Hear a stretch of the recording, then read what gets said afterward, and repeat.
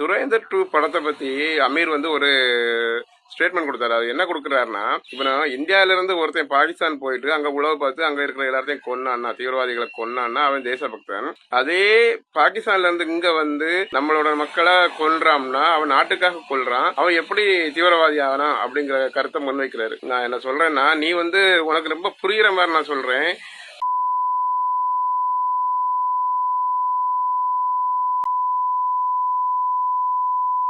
நீ எந்த நாட்டுக்காரன்டா? நீ இந்தியானா பாகிஸ்தானா? பாகிஸ்தான்காரனா? உனக்கு அறிவுங்கிறது சுய அறிவுறது இருக்குதா இல்லையா? நீ எந்த நாட்டுக்காக வாழ்ந்துட்டு இருக்க? எந்த நாட்டு சோத்தை தின்னுட்டு இருக்க நாயே? கொஞ்சம் கூட அறிவு இல்லாம பேசலாம்.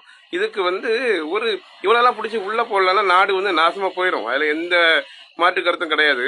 அப்புறம் சொல்றான், இங்க கிரிக்கெட்டுக்கு வச்சு பெரிய இதே நடக்குது, அது நடக்குது, இது நடக்குது. அது வந்து ஒரு தனியா ஒரு போர்டு நடத்துது, அதுக்கு ஏன் இவ்வளவு இது பண்றாங்க? டேய், போர்டு நடத்துதோ கீடு நடத்துதோ, ஒரு இந்தியனா நீ இப்போ நான் ஒரு இந்தியனா இருக்கேன்னா, ஒரு தேசபக்தனா இருக்கேன்னா, 1983ல இந்தியா வேர்ல்டு கப் அடிக்கிற அந்த வீடியோவை இப்ப பார்த்தாலும் உடம்பு வந்து புல்லரிக்கும்டா, கண்ணில் தண்ணீர் வரும். அதே மாதிரி 2011ல தோனி அந்த கடைசியா ஒரு 6 அடிச்சு வின் பண்ணி கொடுப்பார்ல, அந்த ஷாட்டை பார்க்கும்போது இப்ப பார்த்தாலும் புல்லரிக்கும்டா. அது எங்களோட நாட்டுப்பற்று, சரியா? அது விளையாட்டா இருந்தாலும் சரிதான், போரா இருந்தாலும் சரிதான், எதுவா இருந்தாலும் சரிதான், அது எங்களோட நாட்டு பற்று. நீ இந்த நாட்டுல இருக்க விருப்பம் இல்லைன்னா வெளியேறி பேரு. உனக்கு இந்த நாட்டுல விட தேவையில்லைன்னா வெளியே போ. இந்த நாட்டுல இருந்துகிட்டு இந்த நாட்டை சோத்தை தின்னுகிட்டு இந்த நாட்டை பத்தியே தவறா பேசினா உனக்கான தண்டனை சீக்கிரம் கிடைக்கும்.